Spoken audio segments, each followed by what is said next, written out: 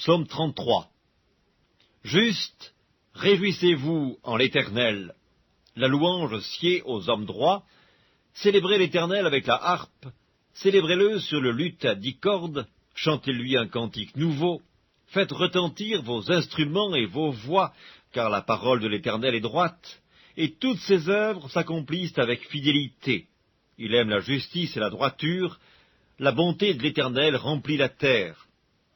Les cieux ont été faits par la parole de l'Éternel, et toute leur armée par le souffle de sa bouche. Il amoncelle en un tas les eaux de la mer, il met dans des réservoirs les abîmes. Que toute la terre craigne l'Éternel, que tous les habitants du monde tremblent devant lui.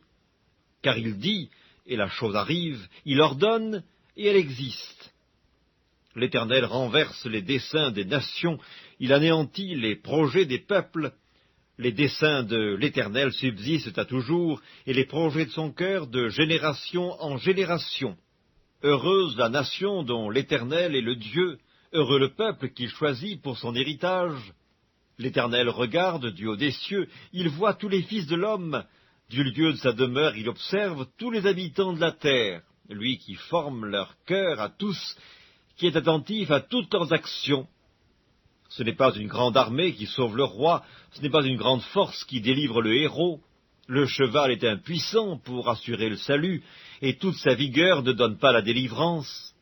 Voici l'œil de l'Éternel est sur ceux qui le craignent, sur ceux qui espèrent en sa bonté, afin d'arracher leur âme à la mort et de les faire vivre au milieu de la famine. Notre âme espère en l'Éternel, il est notre secours et notre bouclier, car notre cœur met en lui sa joie, car nous avons confiance en son saint nom.